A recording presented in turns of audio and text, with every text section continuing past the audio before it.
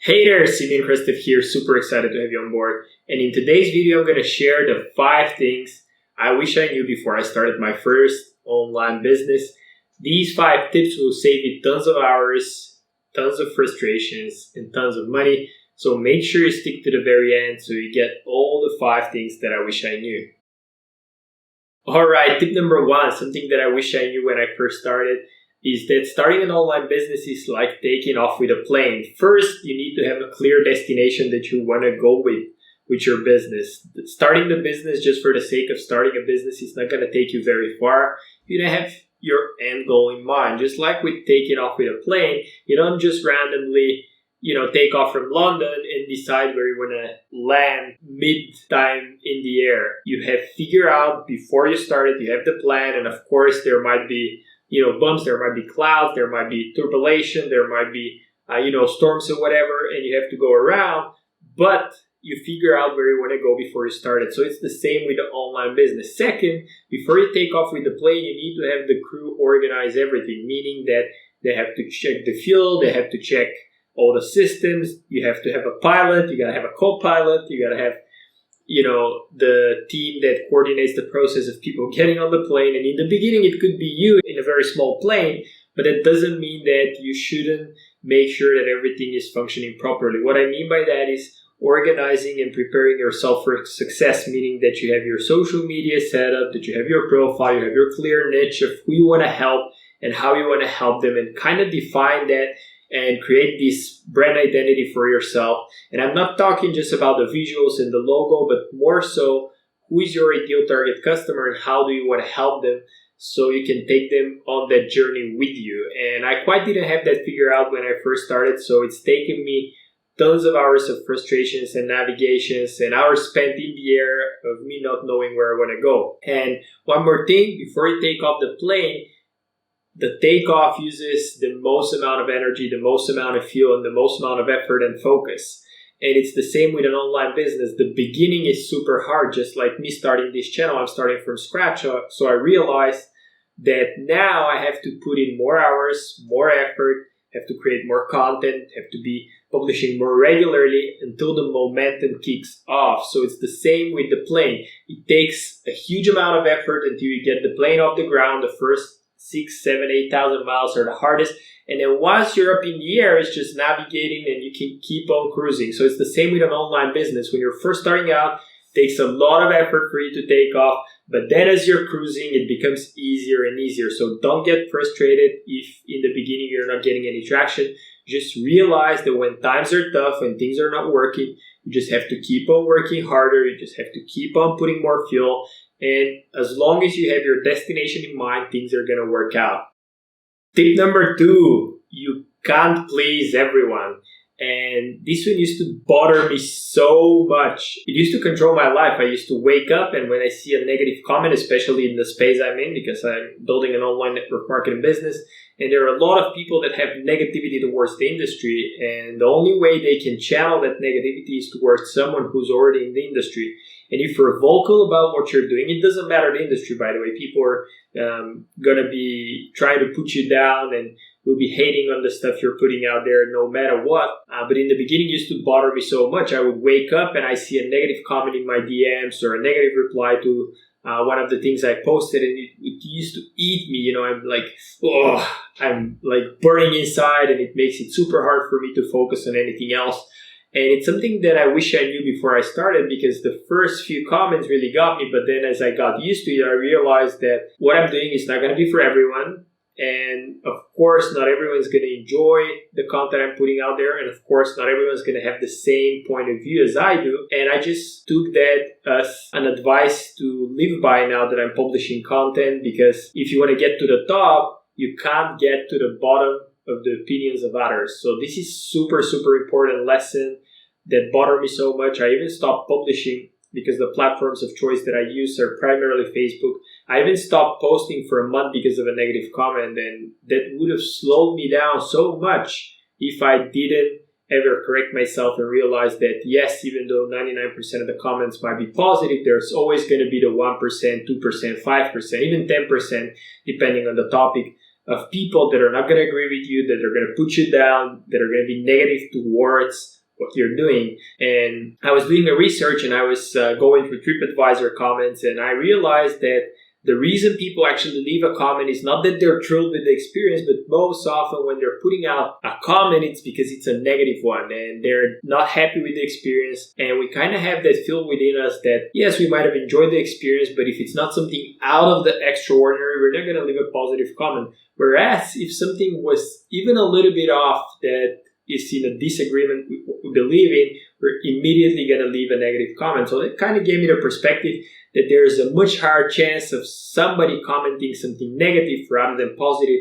And that gave me the fuel for me to keep on publishing content without focusing on the negativity, but rather focusing on the helpful feedback and the positive comments that I'm getting that are inspiring me to keep on producing those videos, producing content for my audience and actually serve them better. So if you're enjoying this video, by the way, hit the like button, comment below, and subscribe to the channel as I'm sharing more of these types of content regularly.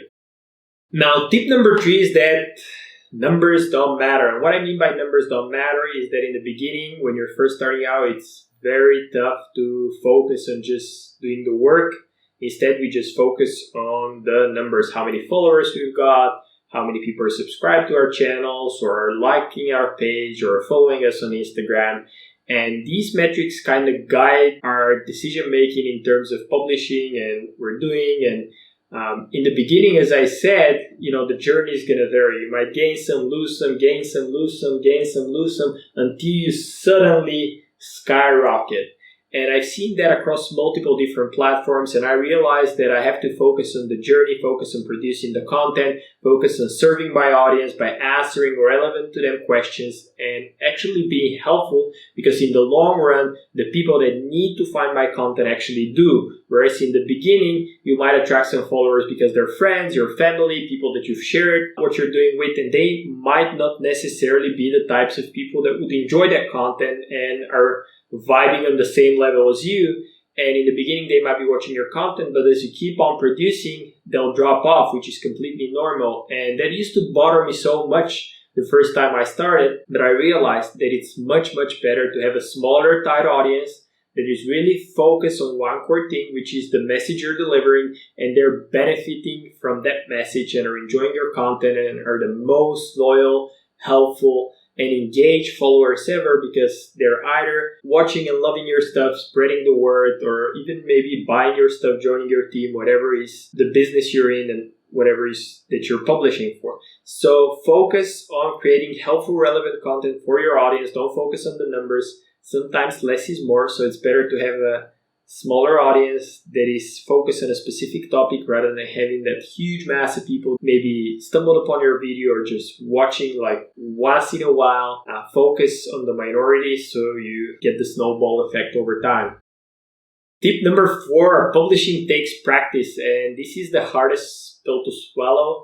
At least that was the case for me, because when I first started out, I had an expectation of how I wanted my content to look like, how I wanted my videos to look like, how I wanted my pictures to look like. And that's because we're consuming media, and more often than not, we're consuming media from people that are way ahead of us. Let's say 5, 6, 7, 10 years ahead of us in terms of their journey. So they've had the, wounds behind their back. They had the time to experience what's working, what's not working. They had the time to improve. They had the time to get the feedback from your audience. And they had the time to learn and grow. But when we're first starting out, it's first very hard for us to find our message and the way we express ourselves and to be very vulnerable and open in front of the camera.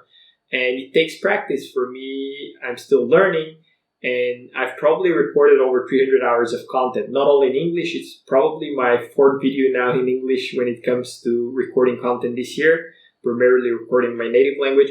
But I'm still learning every single day. I'm recording content, I'm putting myself out there, and I'm improving my message, I'm improving my communication skills, I'm improving the level of engagement I get with my audience, because I'm first willing to listen and willing to withstand the initial pain I have to go through in order to learn how to publish better, learn how to express myself better. And it's going to be the same for you, no matter where you start, whether it's Instagram, Facebook group, or publishing here on YouTube. It's just going to take time, and it usually takes 30, 40, even 50 pieces of content until you find your voice, until you find your message, until you find the content that your audience enjoys the most, and you can focus only on that. So this is the tip number 4 that used to bother me. I used to be a perfectionist, so I wanted to get every single video perfect. I would do all the edits. I would re-record a video hundreds of times, and I still wouldn't be happy with the end result. So now I just focus on getting through these first 50 episodes. So I'm just putting out the content. I'm doing it all in one take, no matter how it sounds. And speed sometimes is king because it helps you get towards your end goal faster. So if you're just starting and stopping, it's going to be very hard for you to get momentum. Whereas if you just keep on doing it for a longer period of time, even if it's not perfect, you're going to improve over time and get better. So focus on the practice, not the perfectionism. And last but not least, number 5, social media is about connecting with people, so is your online business. In the beginning, I used to think that just because I have an online presence, just because I'm publishing content and creating valuable pieces of information that are helping my ideal customers, I thought that they're going to come to me, ask for advice, join my programs, buy my stuff, join my team.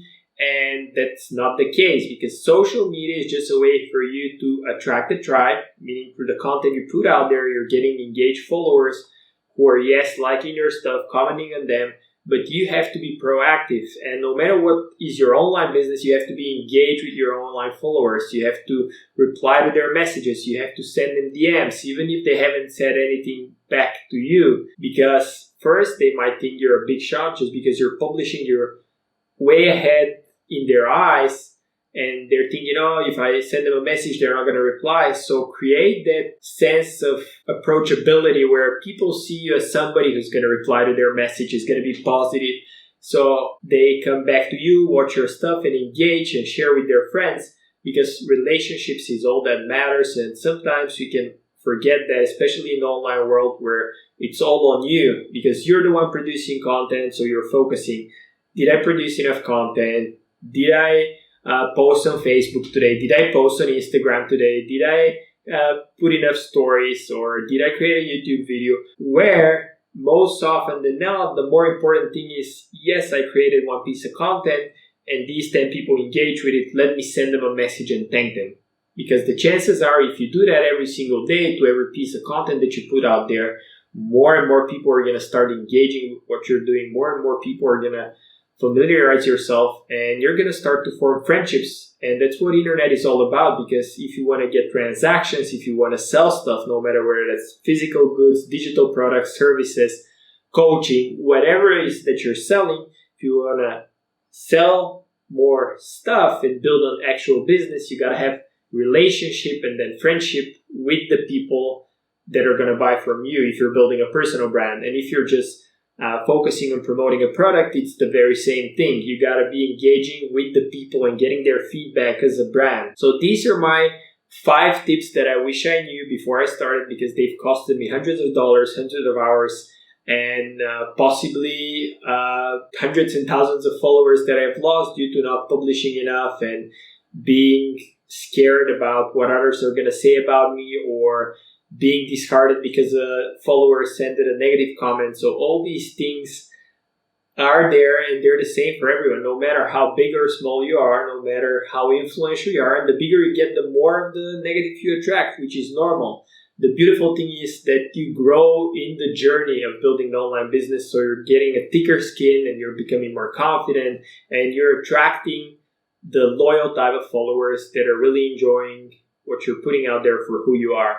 So hopefully you enjoyed this video. If you did, hit the like button, subscribe, notification bell, and also leave a comment so I know that you're finding this content valuable. I'll try to put content more regularly and get up to speed to get my 50 episodes done, so I can go past that initial stage of publishing fear.